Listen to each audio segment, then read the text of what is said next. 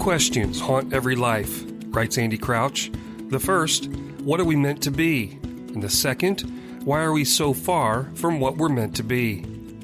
Hello and welcome to Restoring the Soul, a podcast dedicated to helping you close the gap from what you're meant to be and what keeps you from being all that.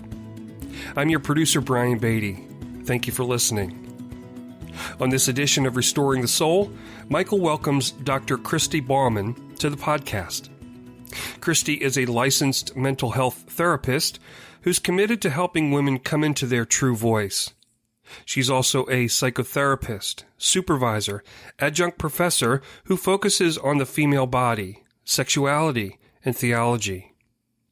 Now, in this edition of Restoring the Soul, Michael and Dr. Bauman will discuss her most recent book, Theology of the Womb, which we learn from the summary that this is a book about the theology found in the cycle of the womb, which births both life and death. Every day, each one of us is invited to create, and every day we make a decision knowing that from our creation can come death or life. Now, women's voices have been silenced for a long time as society and the church has quieted their bodies. But will we courageously choose to listen to the sound of your voice, the song of your womb, and speak for the world to hear?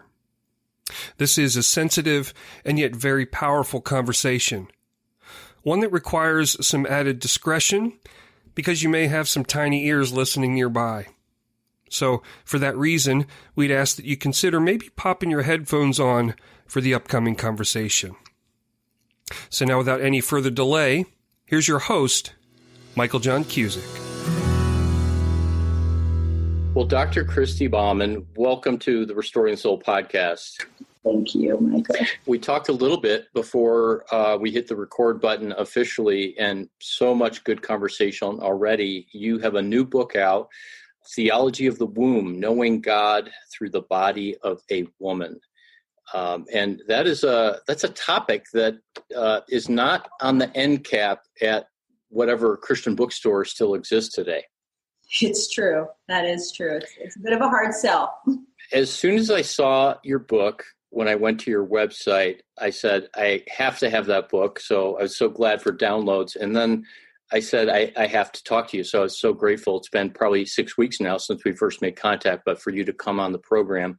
And I have to confess, I'm a little nervous.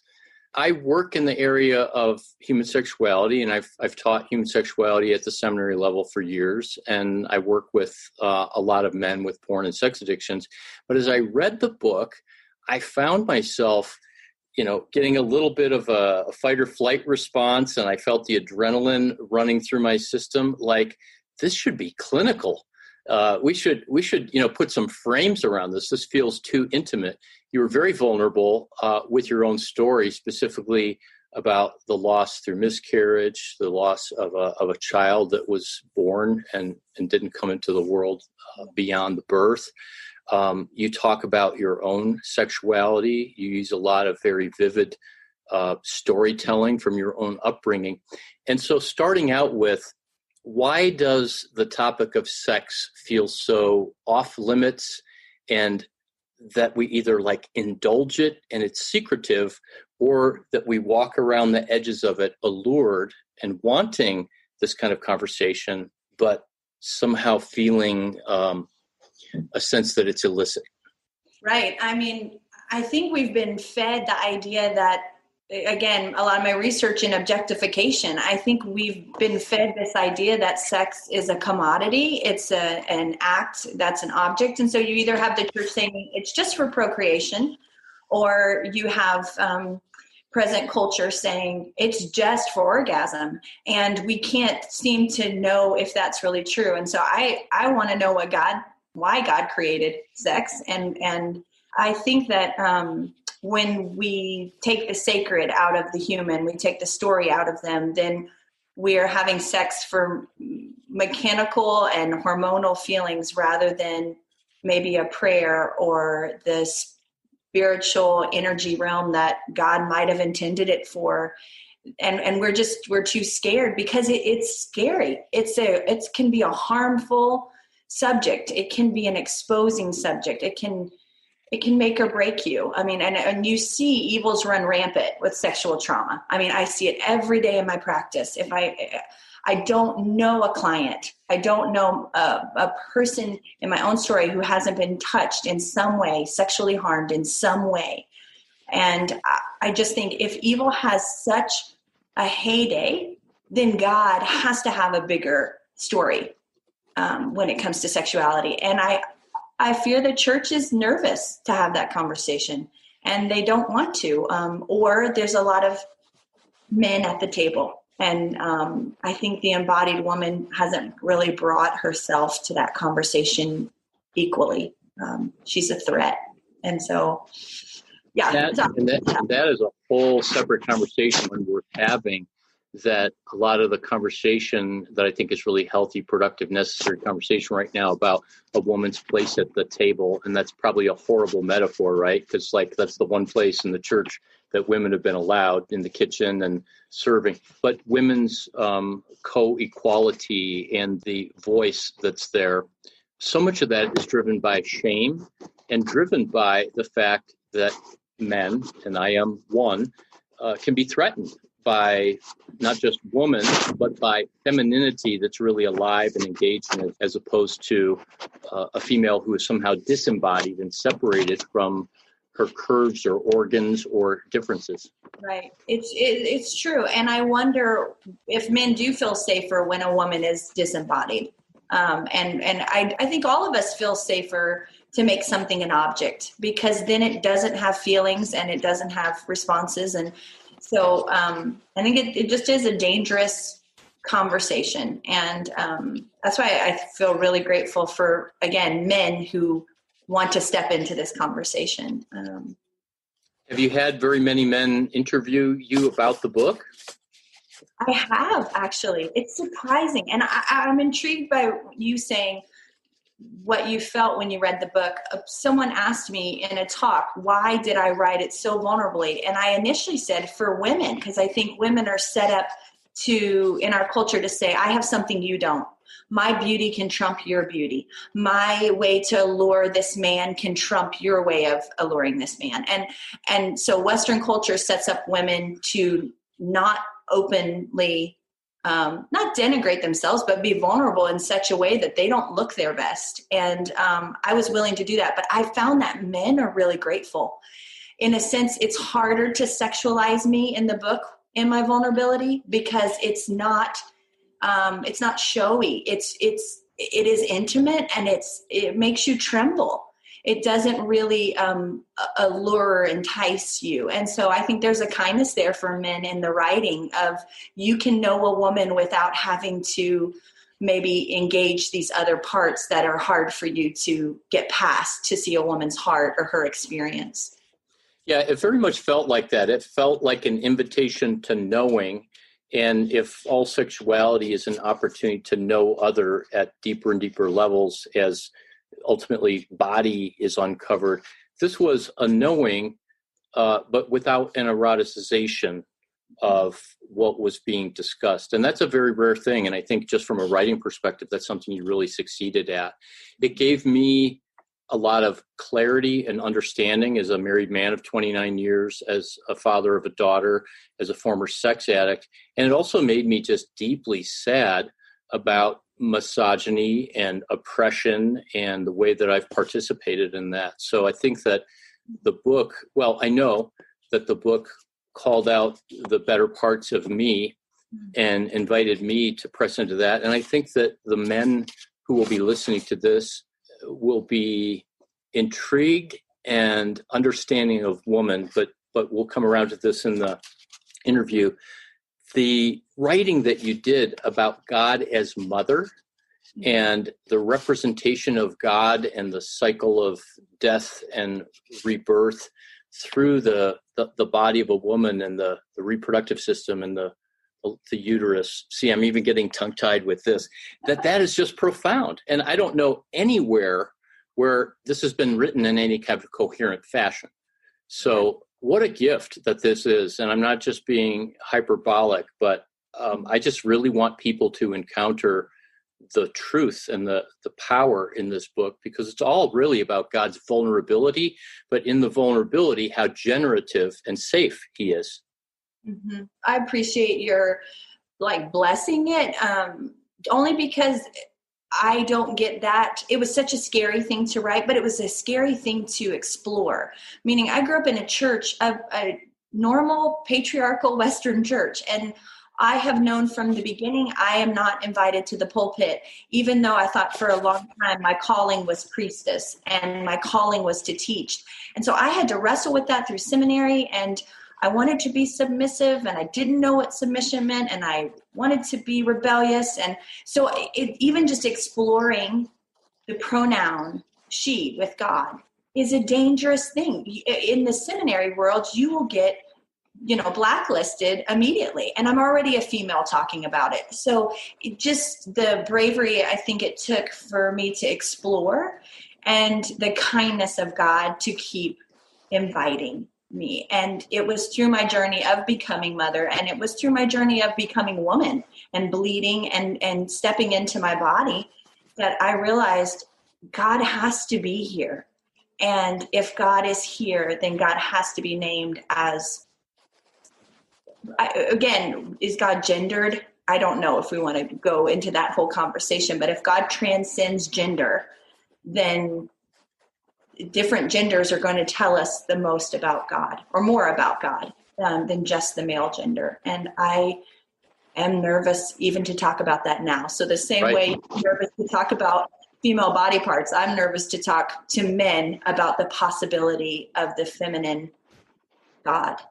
This is really a culmination of your own story, your own journey that has grown out of you in the crucible of this tension between who you have felt called to be, your voice, and how there's been a block against that. Yeah, that is exactly true, Michael. It's been my personal, I love God so much. And what I noticed is as I matured into different stages of life, I felt further away from God because God was only male. And in some ways that is so comforting to me. I love that God is Father. I love God's maleness, and I'm so grateful. And then there were moments like when I had to coach my lifeless child through my vaginal canal, and I had to make a choice that I was going to speak to him, even though I didn't know whether his body could hear me or not. And I had to mother him and myself. Those moments are when God embodied me. The female mother in me was co-creating with a creator. And I know God as creator in a way that I don't know men are invited to know God as creator. And I don't know what to do with that, but I do think it's a gift that needs to be explored and talked about, because it saved me again and again. The invitation to know God as mother was like a salvation message again and again for my heart. Wow. Thank you for sharing that in the book, and even now about losing your, was it son or daughter? My son, Brave, yes. And my husband and I have made a documentary film and written a book about, it's entitled A Brave Lament, and what it means to grieve bravely, and what what our son taught us in that. And I think Theology of the Womb is what I learned about a God I didn't trust after that. I didn't trust a male father figure God after that moment. And I do think that story in particular helps me understand how, what it's like to bring your son and let him die, on behalf of an eternal war, to win an eternal battle. And there's so much of my faith that I couldn't know except that my female body has invited me to know.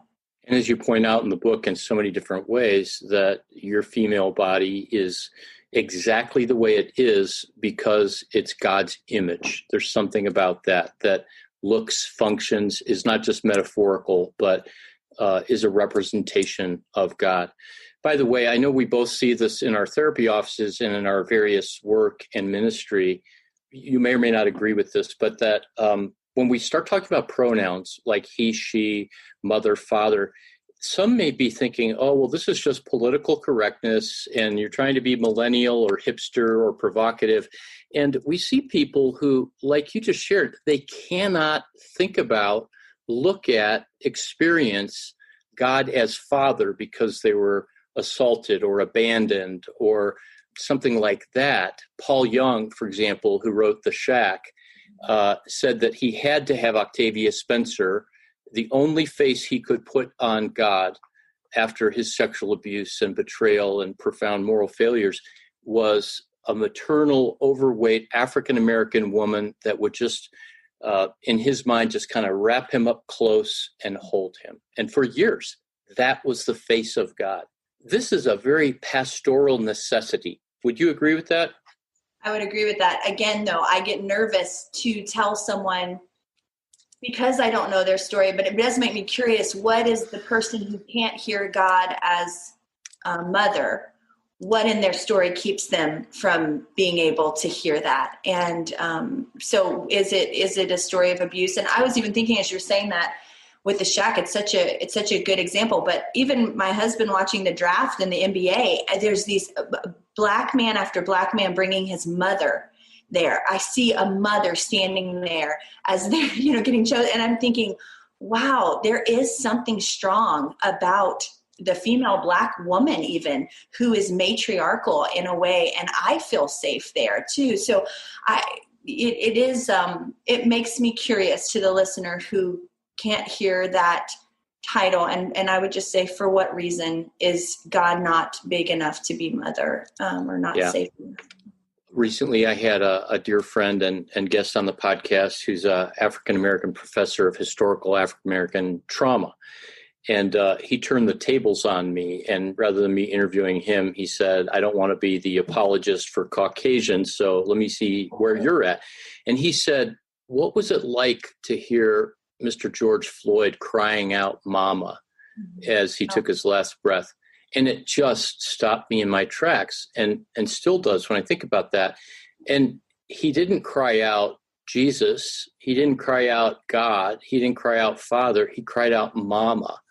And not just because she would come and maybe kiss him on the head, but there is this ferocious, we have a cultural image of the mama bear is going to come after you if you get in the way of her cubs. And you wrote about that in the book. So talk about, first of all, God as mother. And I know that's one of the later chapters in the book. You don't have to quote Bible verses per se, but in your own discomfort, how did you begin to enter into that and embrace this feminine, female aspect of God? Mm-hmm.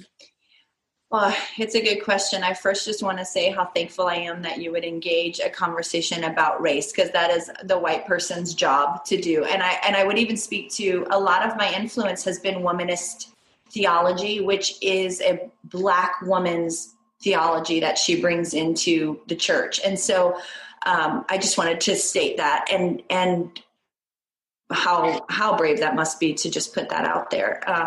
So for myself, I have this image it's in my own story, right? I lose my son to stillbirth, and I have this horrific dream actually where I'm laying in bed sleeping, and I wake up and my stomach has been ripped open and there's just blood and there's no baby anymore. And the dream is pretty jolting. And I look over and my husband in the bed is Jesus. And he's sitting up and he has his head in his hands, and his hands are bloody too. Like he was trying to stop it, but couldn't. And I have this dream, and I remember looking at Jesus in the dream and being so angry. And my anger led me to then, in a sense, I think it's what I didn't sing. I used to lead worship. I didn't sing for a year after I lost my son. And I think I lost faith in the man. And that's part of my story. My story is where evil wants men to wound me so that I don't trust. But I've come to do a lot of work. I love the Lord and I love Jesus. But in that moment, I needed something stronger. Jesus's hands. There's something. I serve Jesus because he is on a cross with his hands nailed, because when his hands are bloody, I trust him as a man. But I needed a ferocious God. And not that our God the Father can't be, but Mother God just came into my mind because I became ferocious. And it was, I tell this story when I was going to bury my son, and there was a crane coming to put the dirt on his grave. And my body knew something was wrong. And I felt like Mother God said, if you want to play with your boy in the dirt, today is your only chance. Mm. And it was this call. It was like when someone grabs your face and so lovingly says, I can't change what's happening, but you can be present in this moment and you can participate. And that's the power you have in this traumatic moment. And it felt like a mother calling me, looking at me and saying, if you want to be with him right now and mother him, do that. And something of that act, it felt ferocious. It felt holy, but and it felt wrong, but it felt like I have never been stronger in my entire life. Mm. And that's the human that's the part of me that I want. That's the part of me that I want to defend all of my children with, is that really brave, ferocious heart to participate even when I just want to step away.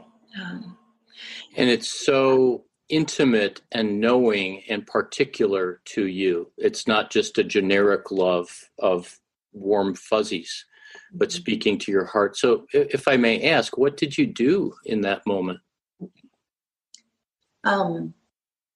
We asked the man who was moving the crane up to stop, and my husband and I and about 25 of our closest friends, we just took the dirt and we buried ourselves. We buried my son ourselves. And I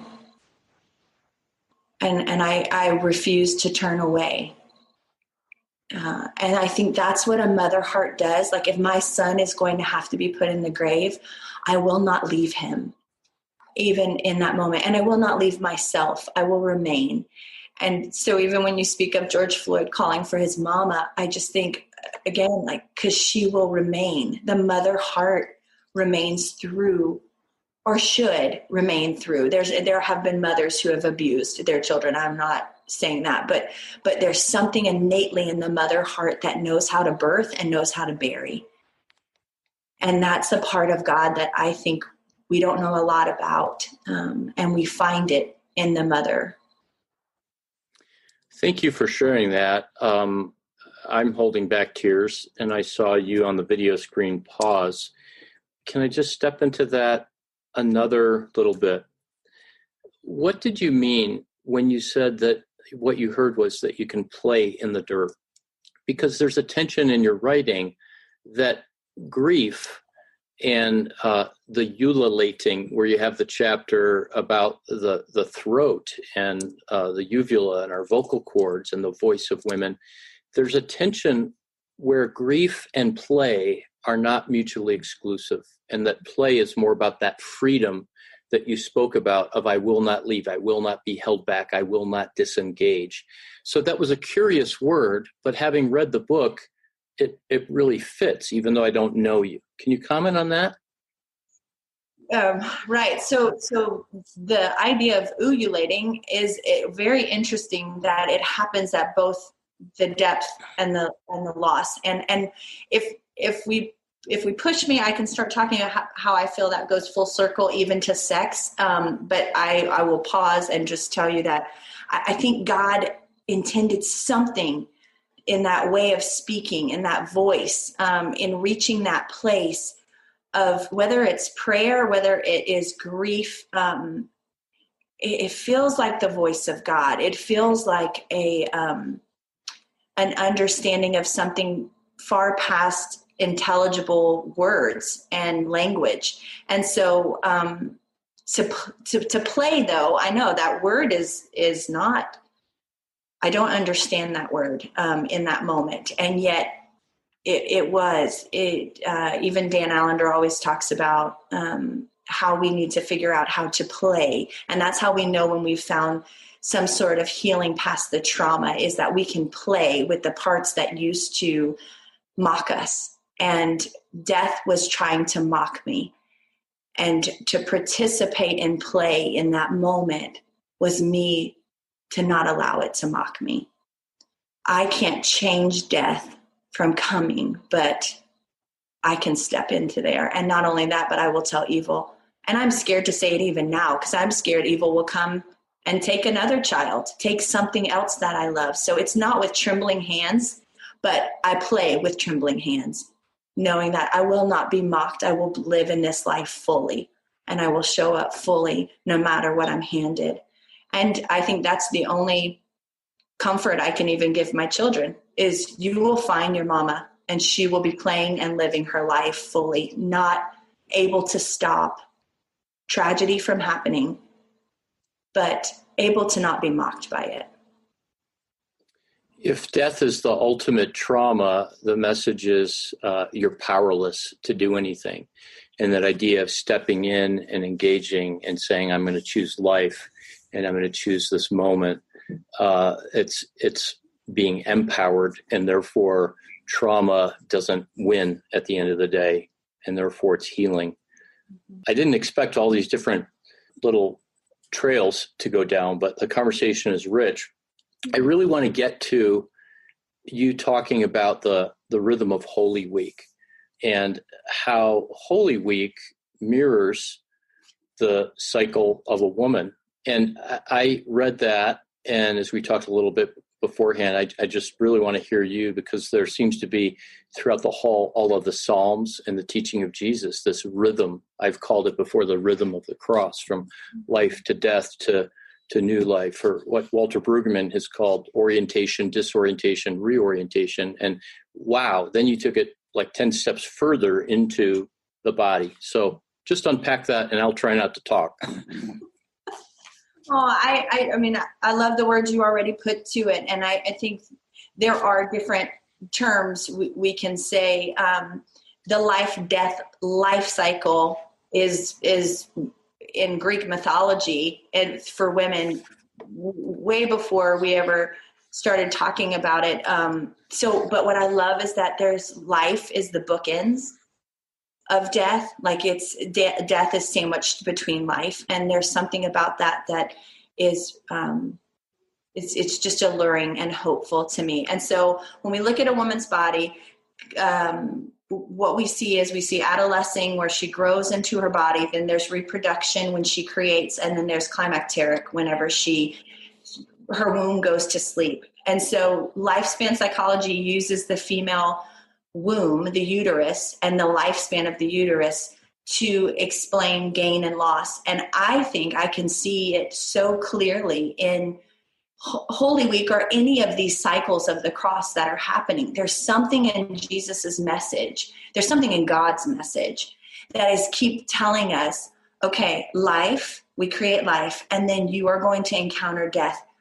No matter what you think, death does not hold itself for me. And then there's the opportunity for life after that, and the sandwiching of that. And I think when I have to see blood every month, and it's told to me to quiet it, to not show it to anyone, not tell anyone, not have mood swings about it, not take up space. Women are inherently told, just don't make a big deal about it. This is a curse. And I would say, on the contrary, I think God thought, oh, I could just have women have a cycle for a decade or two of their life to reproduce. But no, somehow God thought we should have it from 13, 14, 15 to our early 60s. And so I think there was an invitation there that sadly either men don't know, or it's too embarrassing to talk about. But there's something about the blood being shed that I have to watch, and even the mockery that when I'm pregnant, I can go to the bathroom at any moment and I can see blood, and death is attempting to mock me right in the midst of me creating life. And it just makes me curious about Jesus's time on this earth and how many times he saw blood and the mockery of death right there in his face. And I think there's a reason there were so many women at the cross. I think there's a reason. I think Jesus had a following of women because I think women knew inherently in their body something that maybe men did not know. So again, maybe I'm digressing and not answering your question, but there's so much for me there in my own physical body that when I see blood, I think, okay, I didn't create life this month. This is not a curse. This isn't something I should silence. This is something I should be curious about. And I think it's the gift of the Creator. Like how I know the Creator better is by my participation of co-creation. And that's how my body co-creates. It's this cycle. It's this, it puts an egg out there. It attempts to create life. And then I don't know if that life's going to happen or not. I don't know if that life's going to be taken away. I have no idea. So the hope and the bravery it takes to put something out there, and then the work I have to do to see blood and not lose heart. To me, it's again, it's this beautiful invitation to know God as Creator, and the power to co-create with a Creator is blows my mind. And I don't know anybody talking about that, so I kept talking about it. It's just wonderful. Dan Allender said to me years ago that women, it's possible that women may be more like God than men, if for no other reason, that they can co-create life and carry that life inside of them. And one of the questions I have for you, and I would say let's talk about it later, but let's talk about it now. Why is there so much evil and opposition and misogyny and oppression against women? And I have a feeling that at least one of the reasons is that there's a resentment and a deep primal threat that women have this ability and this power to generate when men simply don't have that. So why do you believe there's such hatred and disdain for female as we look around the world and as we look into our own families and into our own hearts? Wow. I mean, already what you said is enough to just name is that I don't want to be a threat in my full power, but I also don't want to cower because of the threat I might pose to the man. I want to co-create with the man. I don't want to overpower him. And I think that's the dance, especially within sexuality or within gender. It's when I'm in my glory as a man, what does that do to the woman? It makes her feel vulnerable. And when a woman is in her glory as a woman, it makes the man feel vulnerable. And we can't stand the tension of those things, so we act out of them or we harm in the midst of that cycle and that dynamic. And I mean, I think that's where sexual abuse comes in. It's the overpowering of we can't stand in the tension of the vulnerability. And so we harm to relieve that tension because we can't handle someone else's glory. I have to look away, right? I can't just observe the glory and not devour it because I don't know my own glory enough or because whatever reason. And then I think it's the bowing up that we all do. And I think women have bought into it. I mean, objectification in our society, women have bought into it. I'll be a prettier object. I will make you fall to your knees because of my taking off my clothes or the way I'll stand. There's a power dynamic there that has nothing to do with what God intended it to be. And I think that's why I'm trying to push through this and say, what if the female gender, what if we're missing out on so much about God because we're too afraid we'll sexualize her or hurt her and we can't stand her glory? But women don't want, innately, they don't want to harm. That's not there unless they've been harmed and they need to protect themselves. But I don't find women to be primal to harm. And I find that with men, that's the work for them, is how do I not harm or overpower, or so why? I think that the answer to that question is the same answer to the question of why are we as the church not wielding and teaching the power of sexuality? I think it's the same question, because it's too dangerous. The woman's too dangerous in her glory.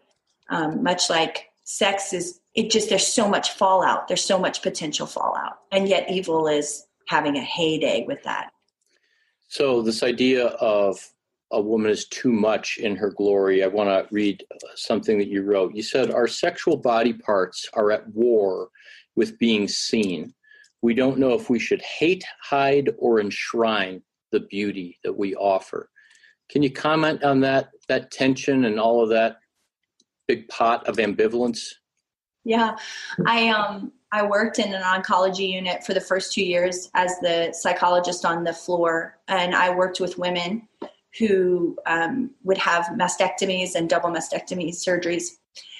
And a common practice was to get their breast art piece done and painted of their breast before their breasts were taken off their body. And that was the part of the enshrining that I kept seeing, like, this is interesting, that we want to preserve our beauty somehow. And the invisibility that anyone, but particularly women, have with aging. Their bodies become invisible as they age, and they don't have their leverage like they were taught or like they thought they did when they were visual to the world. And so I think that is the tension, right? The war of, what do I do with this? Do I hide it because it's going to make a man stumble? And that's what I've been taught in the church. Do I enshrine it because I'm going to lose it in aging or in illness, and so I want to hold on to it? Or do I promote it and use my power? It's such a confusing question. And for what sake? If we don't answer that, then we have no idea. So that's where I'm coming back and saying, what was God doing when he gave me breast? What was the hope in that? What is, and I mean, I can get more graphic and don't need to, but I don't want to turn away. God didn't want to turn away. And I think there's such gold here that we're afraid to uncover. And so in fact, people are just becoming secret and going underground, and I don't want to do that. I have to ask this question, and it feels so fundamentalist. But as we had the talk about how the body and the womb is a symbol and mirrors Holy Week, is menstruation part of the fall, or in light of it representing this rhythm, was it something that Eve and women had as a part of their femininity? Because you said it's not a curse, and the curse wasn't over Eve or over Adam as we actually think. It was over their world and whatnot. But so what's your thought about that? I love that in seminary I wrote a very long paper on the word enmity. I will set enmity between the man and woman. And so when you ask that question, I think, yep, I know all of the curse. I can talk about that all day. What does it mean even? I think just turning it on it, flipping it on its head. When I read the Bible, the heroes of the Bible, I don't want their stories because they're horrific. And yet I think they know God more than I know God. So communion, what is the cost of communion? Well, the cost is the breaking of the body, the bleeding, the death with someone, the faith to be resurrected. I mean, that's communion. And so what if God is asking me to do communion with him through having a menstrual cycle? What if God's asking the man to do communion with him through having to come back to the ground and the earth and what we're calling the curse? What if it's invitation? What if it's the invitation of suffering? I mean, as a parent, I wrestle every day. How do I give my kids enough suffering, but not too much? And because I want them to be kids that are resilient, and I want them to have depth to them. I don't want a shallow relationship. And so I just think, what if my bleeding was actually God blessing me and saying, I will let you know what I go through. This is what I go through. Yeah, and long before the cross, that God's experience within the Trinity is still that cycle of life and then pouring out and giving and dying and resurrecting. Just like there was no Eucharist before the fall that we know of, that came later at the Last Supper, but there was communion on all of the reality of Eucharist, that God didn't just decide to die and to take on that part of his character or personality on the cross because of the problem of sin. Right. And so again, what if we get to carry, we're part of the story. I just think females are part of the story, and they have so much to offer. Like there's a strong message there, which is, I know that cycle that God is talking about. If I want to, if I engage my body and I know a good God and I ask God, why give me this? Then I have insight to a God that is willing to bleed on my behalf and willing to risk on my behalf and willing to replant and try to grow like something again after we bury. And so I don't know, I feel gratitude. I think if you'd asked me a couple decades ago, I might have said it was a curse. I really did think that. And then as I started, I was saved through childbirth in the sense, like, again, I found salvation again and again in engaging what God gave me through the female body. I'm guessing that you've read Nick Kristof's book, Half the Sky, about the oppression of women. Yes. He is one of my heroes. Someday I hope I get to meet him. And I read that book after it had been published, several years after, and it was right during the release of U2's No Line on the Horizon. And there's a line that I call a throwaway line that Bono was singing at the end of the song. And I've never heard anybody really comment on this, but it stood out. He says, "Women of the future hold a big revelation." Mm-hmm. Women of the future hold a big revelation. And I thought, well, that's exactly what Half the Sky is about. And Nick Kristof is not he's not proclaimed being a Christian. With what you've written and the work that you do, what is it that's the revelation? What is it that women have to reveal to the world about God? Because the whole point of your book is that a woman's body helps us to know God. So take Bono's line and just riff on that as we wrap up. I love it. I love that. It's interesting that I almost want to cower, which is what my work, right? In everything you're saying is so true. And I want it. I want people to hear you say it so they believe it. And I will push myself. But I love that line. And I saw Bono live. I'll never forget it. So it was good. I felt that as you were sharing that with me. My husband bought me a t-shirt that said "The future is female." And I kind of cringe every time my boys see it. I just think, oh, I just love them so much. They are the future too. But there's some truth to that is that women I feel like we hold the Holy of Holies. I feel like we hold the tabernacle in living flesh inside of each one of us. And I don't know what to do about that. I can't prove it medically, but metaphorically, I was sitting in a room when my last son was born. He was in the NICU for 4 weeks, and there were machines everywhere. There was probably 10 massive machines bigger than me keeping him alive and checking everything. And it did everything that my womb was doing for the last 8 months. And I sat there amazed that my body could do what most modern technology could do with half of a room full of machines. My body was able to do that without much effort on my part. The mystery of that to me, the mystery in the female pelvic floor is it is mind-blowing to me. And I love that because I'm not taught in this world to love a woman's body with just sheer curiosity and kindness. That's not the way women are fashioned to look towards their body. But I think there's a mystery.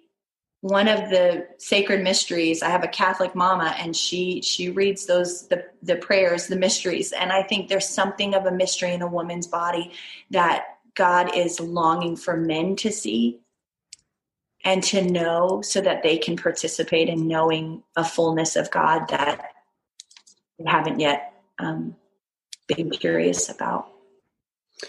Well, Christy, you will continue to write, because you've written the book on A Brave Lament and the documentary about your time of grief with losing your child Brave. You have a private practice and you counsel. And talk for a minute about womaneering. That's this therapeutic approach that you have that I just thought was so powerful, so that people can check this out and maybe people can get connected to your work and your services. Yeah, thank you. So womaneering is the next book that's coming out summer 2021. And it's also a lens that I'm looking through. So my theological lens is a womb theology. That is if I just use the theological lens. But the psychological lens is more of I'm using the term womaneering. I'm making up these terms. That's what Dan Allender taught me to do, just make up a term. And so I'm doing it now that I have a PhD. And I would say womaneering is the idea that a woman's voice, when it's brought to its fullness, is when she is bringing God's voice to the world. And so when she is an embodied woman and she's listening to her body, the body that her creator breathed life into, and she's speaking out of that place, then that is her most honest and most holy work, is to womaneer to that standard, or to that setting where her voice is heard and it's in complete alignment with her body and her story.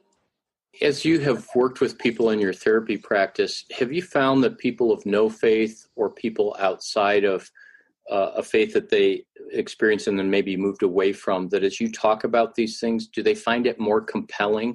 Like, oh my gosh, that kind of rattles my bones, that's in me? It's actually true. Interesting enough, I work with a lot of a population that is LGBTQ plus population, and people who have left the faith because they're not allowed to be a part of it in the traditional sense. And whenever I've expressed God through the female gender, it's been safer for a lot of people. Yes, I would say a lot of people feel very safe. And sometimes we don't say God's name to speak of God in certain places because people used God's name as they were harming or abusing someone.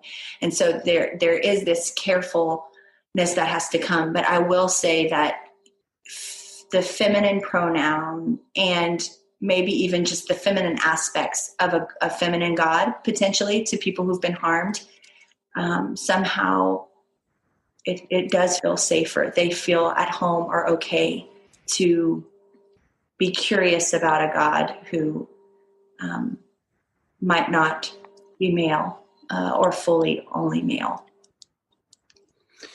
Well, God literally knows that in our world today, with everything coming undone and with what feels like a cycle of death being the dominant narrative, that we need a picture and an embodiment of the tenderness of God and the embrace of God. And therefore, we need to understand the female, the feminine, the maternal, the mothering of God that is this relentless part of who he is. And I'll just close with this thought. At the very end of Psalm 62, I remember it says, "You, O Lord, have spoken one thing, and two things have I heard," which is kind of a weird statement. And then he says that you, O Lord, are strong and you are loving.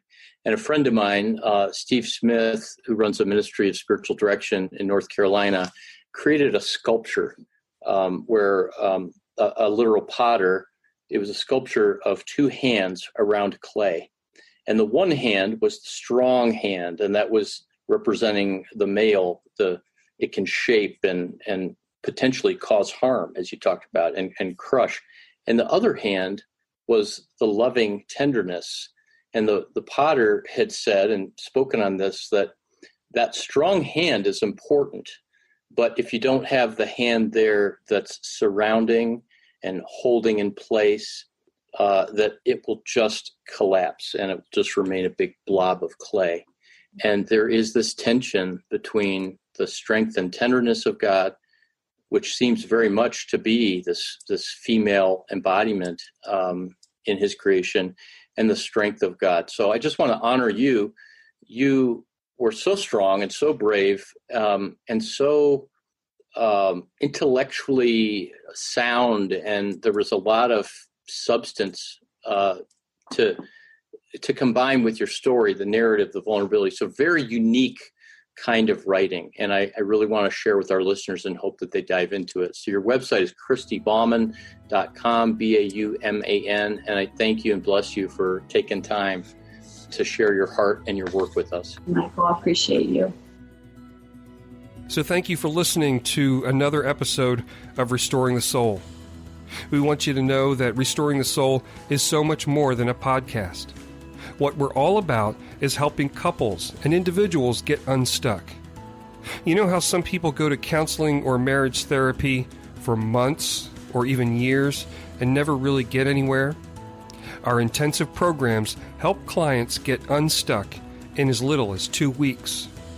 To learn more, visit restoringthesoul.com. That's restoringthesoul.com.